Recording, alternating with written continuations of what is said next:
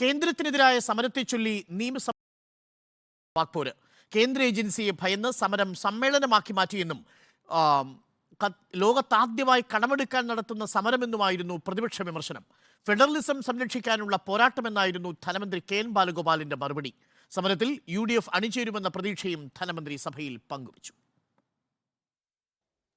സംസ്ഥാനത്തിന്റെ സാമ്പത്തിക സ്ഥിതി സംബന്ധിച്ച ചോദ്യങ്ങളാണ് ഡൽഹി സമരത്തിന്റെ പേരിലുള്ള ഭരണപ്രതിപക്ഷ തർക്കത്തിലേക്ക് നീങ്ങിയത്.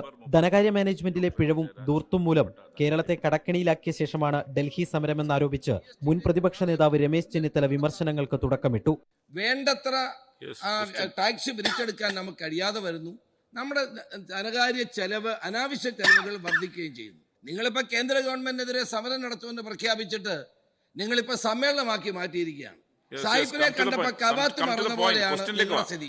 ED വന്നു എന്ന് കേട്ടപ്പോൾ നിങ്ങൾ സമ്മേളനമാക്കി മാറ്റി ആളുകളുടെ കണ്ണിൽ പൊടിയിടാൻ ശ്രമിക്കുകയാണ്. നർമ്മം കലർത്തിയ വിമർശനങ്ങളായിരുന്നു ലീഗ് MLA-മാരായ PK ബഷീറും NA നെല്ലിക്കുന്നും ഉന്നയിച്ചത്.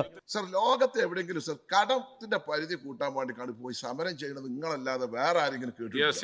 നമുക്ക് അർഹതപ്പെട്ടത് കിട്ടണം. ഈ തള്ളക്കോഴി കുഞ്ഞുങ്ങളോട് നാളെ എന്ന് പറയുന്നത് പോലെയാണ് നമ്മുടെ ധനമന്ത്രി എന്ത് ചോദിച്ചാലും കേന്ദ്രം തരട്ടെ എന്ന് പറയുന്നത്. കേന്ദ്രവിഹിതം കുറച്ചതിനെ ന്യായീകരിച്ചവർ സഭയിലുണ്ടെന്ന് ചൂണ്ടിക്കാട്ടിയായിരുന്നു പ്രതിപക്ഷ വിമർശനങ്ങളെ ധനമന്ത്രി നേരിട്ടത്. സമരം ഫെഡറലിസത്തെ സംരക്ഷിക്കാനാണ്.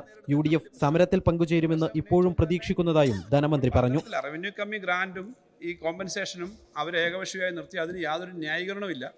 ന്യായീകരണം ഉണ്ടെന്ന് വാദിക്കുന്നവരുണ്ട്. ഇവിടെ തന്നെ ഉണ്ട്, നമ്മുടെ സഭയിൽ തന്നെ ഉണ്ട്, ന്യായീകരണം ഉണ്ട്. അത് നിർത്തേണ്ടതാണെന്ന് പറയുന്നവരുണ്ട്. കടമെടുക്കാനായിട്ട് ലോകത്താദ്യമായിട്ട് സമരം ചെയ്തേ അതെ, ഇനിയും സമരം ചെയ്യും. ഫെഡറലിസം ഈ സംസ്ഥാനത്തിന്റെ അവകാശം ചോദ്യം ചെയ്താൽ ഇനിയും സമരം ചെയ്യും.